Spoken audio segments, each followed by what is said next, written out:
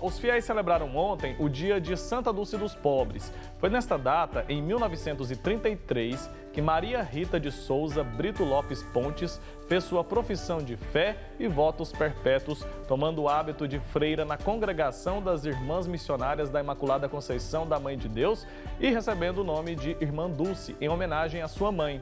A primeira santa nascida no Brasil ficou conhecida como o Anjo Bom da Bahia, por conta da vida dedicada às ações de assistência aos mais vulneráveis. E é sobre essa vida de servidão que eu vou conversar agora, ao vivo, com a Carla Maria, que é jornalista, membro da Academia Guarulhense de Letras e autora do livro Irmã Dulce, a Santa Brasileira que fez dos pobres sua vida. Está conectada aqui para bater esse papo comigo? Carla, bom dia, seja muito bem-vinda. Bom dia, como vai? Muito obrigada pelo convite. É sempre uma alegria poder falar de Santa Dulce, de sua obra, de toda a sua trajetória. Obrigada pelo convite. Eu tô aqui com o seu livro. Eu gostaria que você começasse contando para a gente de onde partiu o interesse de escrever um livro sobre a vida da Santa Dulce. Então, Wilker, o interesse partiu justamente do fato de nós termos uma mulher, uma baiana, que pôde, realizar milagres, né? Ela intercedeu por milagres que foram elevados ao altar da igreja e, portanto, ela se tornou santa. Mas mais do que isso, Santa Dulce, ela se destaca e se destacou, na minha curiosidade, no apelo editorial da Paulus também, por ser um exemplo de cidadania, né? Então, foi daí que surgiu o interesse. Na ocasião, eu estava cobrindo, eu sou repórter, né? Faço reportagens como vocês, colegas, e eu estava fazendo uma reportagem sobre a canonização dela. E eu estava entrevistando o miraculado José Maurício, vamos lembrar que era um homem que foi acometido por um glaucoma sério e se tornou cego. E ele estava com muita dor num dia e pediu a intercessão de Santa Dulce e voltou a enxergar. E eu entrevistava o José Maurício, Wilker, e ele me falava ao telefone: minha irmã, eu era cego e voltei a enxergar. E aquilo me tocou profundamente, Wilker. A gente sabe que a Bíblia é uma passagem bíblica, né? Deus possibilitou milagres a pessoas também que eram cegas. E quando eu conversei com José Maurício, o miraculado, eu publiquei na internet, nas redes sociais, uma imagem que eu tinha da então beata Santa Dulce, porque eu cobri presencialmente a beatificação dela em 2012 em Salvador, e eu coloquei nas redes sociais: eu era cego e voltei a enxergar por intercessão de Santa Dulce, com as aspas do José Maurício. E o editor da Paulus viu, na ocasião, Padre Silvio Ribas, e ele falou: por que não escrevermos um livro sobre Santa Dulce? Acho que é importante a gente dizer que Santa Dulce ela já era considerada santa no coração dos baianos muito tempo antes, né? Só que o Brasil é um país continental, nós aqui, sul, sudeste, centro-oeste, onde vocês estão, a gente nem sempre tem contato com tantas histórias que fazem parte até da cultura do estado, no caso do estado da Bahia.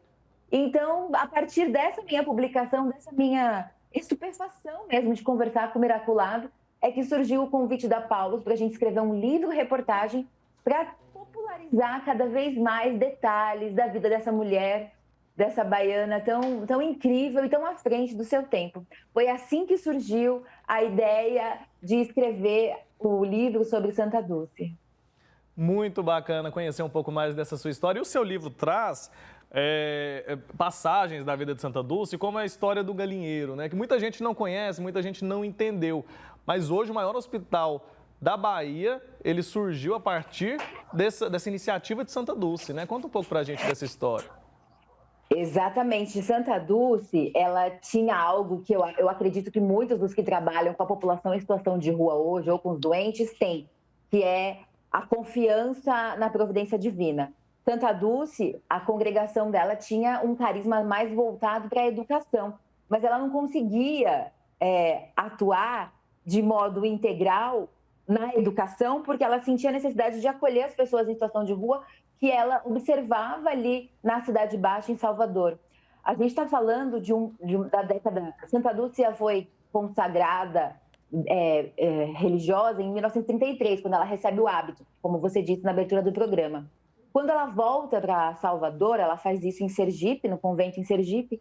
Quando ela volta para Salvador, ela se depara com uma realidade de muita pobreza. A gente está falando das décadas de 30, 40, 50. E aí, Santa Dulce, até a década de 70, na verdade, até os últimos dias da vida dela, ela vai tentar acolher as pessoas. Mas ela não tinha onde colocar as pessoas, né? Primeiro, ela ocupava espaços vazios, e observem que eu estou falando de uma palavra ocupar, uma palavra muito atual para os movimentos sociais que hoje ocupam espaços abandonados. Alguns falam invadir, outros ocupar. A nossa santa baiana ocupava, porque ela entendia que existiam pessoas que viviam na rua ou estavam desamparadas no frio, crianças, idosos, doentes, que não tinham onde ficar. E aí ela acomodava eles em espaços que estavam vazios, debaixo das arcadas ali do santuário do Bom Jesus. E assim ela ia ocupando. Aí teve um momento que estava crescendo tanto o número de doentes dela, que ela não tinha outra possibilidade senão ocupar o galinheiro dela. O galinheiro dela não, o galinheiro do convento dela, né? Essa é uma parte bastante até simpática da história de Santa Dulce, mas eu acho que revela a criatividade do compromisso batismal dela. Ela precisava acolher quem mais precisava. E vejam que ela, de certo modo, foi um pouco desobediente à congregação dela. Mas ela foi pedir a autorização da superiora dela na ocasião, né?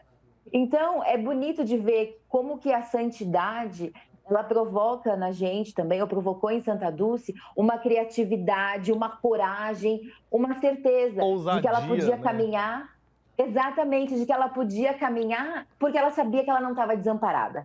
Ela contava com a presença e com as mãos mesmo do próprio Senhor, né? Com O milagre certeza. não era dela, né? Carla, É do Cristo. dá vontade de ficar aqui conversando o dia inteiro, né? Porque é uma história tão rica, uma história tão bonita para a gente compartilhar aqui com quem nos acompanha, mas infelizmente nosso tempo é pouco, né? Acho que qualquer tempo do mundo seria pouco para a gente falar dessa história, porque Santa Dulce desde muito cedo, né, tinha essa inspiração a acolher as pessoas, a cuidar dos mais pobres. Então é uma história muito rica que a gente pode inclusive voltar a tratar aqui em um outro momento. Mas por enquanto quero te agradecer, viu? Te parabenizar pelo trabalho também. Até uma próxima oportunidade, foi um prazer. Olha, eu agradeço o espaço, vamos continuar lendo e aprendendo com Santa Dulce. Eu acho que o grande legado dela é exemplo de cidadania, estar sempre pronto a servir o próximo. Esse é o nosso compromisso batismal também. Obrigada pelo espaço. Eu que agradeço. Abraço. Tchau, tchau.